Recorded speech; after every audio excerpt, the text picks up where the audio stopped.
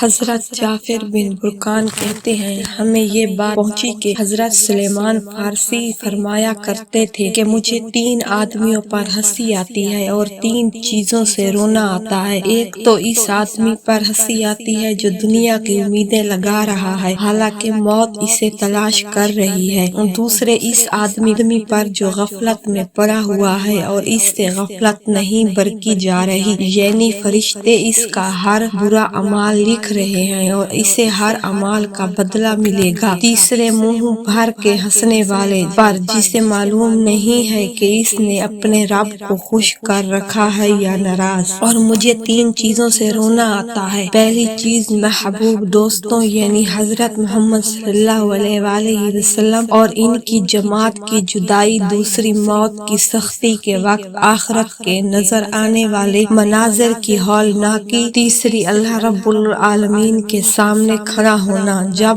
کہ مجھے یہ معلوم نہیں ہوگا کہ میں جہنم میں جاؤں گا یا جنت میں۔ حضرت سلیمان نے فرمایا جب اللہ تعالیٰ کسی بندے کے ساتھ برائی اور ہلاکت کا ارادہ فرماتے ہیں تو اس سے حیا نکال لیتے ہیں، جس کا نتیجہ یہ ہوتا ہے کہ تم دیکھو گے کہ لوگ بھی اس بغض رکھتے ہیں اور وہ بھی لوگوں سے بغض رکھتا ہے۔ جب وہ ایسا ہو جاتا ہے تو پھر اس سے رحم کرنے اور ترس کھانے کی صفت نکال دی جاتی ہے، جس کا نتیجہ یہ ہوتا ہے کہ تم دیکھو گے کہ وہ بد اخلاق، طبیعت اور سخت دل ہو گیا ہے۔ جب وہ ایسا ہو جاتا ہے تو پھر اس سے امانت داری کی صفت چھین لی جاتی ہے، جس کا نتیجہ یہ ہوتا ہے کہ تم دیکھو گے وہ لوگوں سے خیانت کرتا ہے اور لوگ بھی اس سے خیانت کرتے ہیں۔ جب وہ ایسا ہو جاتا ہے تو پھر اسلام کا پٹا اس کی گردن سے اتار لیا جاتا ہے اور پھر اللہ اور اس کی مخلوق بھی اس پر لعنت کرتی ہے اور وہ بھی دوسروں پر لعنت کرتا ہے۔ حضرت سلیمان نے فرمایا اس دنیا میں مومن کی مثال اس بیماری جیسی ہے جس کا طبیب اور معالج اس کے ساتھ ہو،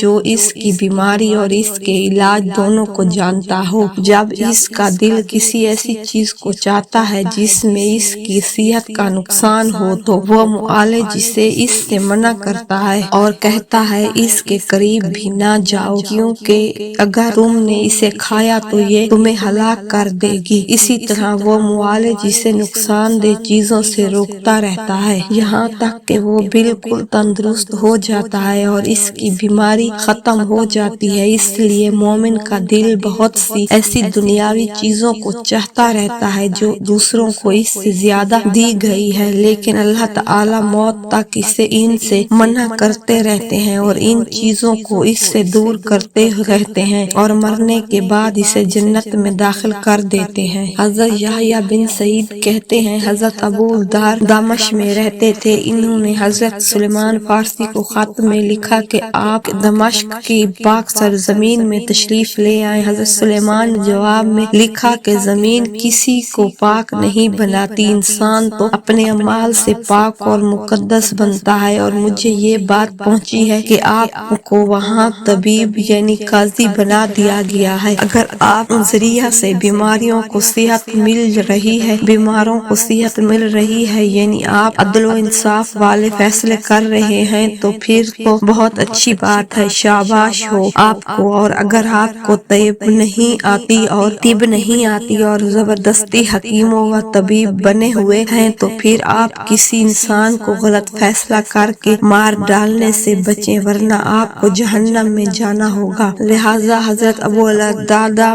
جب بھی 2 آدمیوں میں فیصلہ کرتے اور وہ دونوں پشت پھیر کر جانے لگتے تو انہیں دیکھ کر فرماتے میں تو اللہ کی قسم اناری حکیم ہوں، تم دونوں میرے پاس آ کر اپنا سارا قصہ دوبارہ سناؤ، یعنی بار بار تحقیق کر کے فیصلہ کرتے۔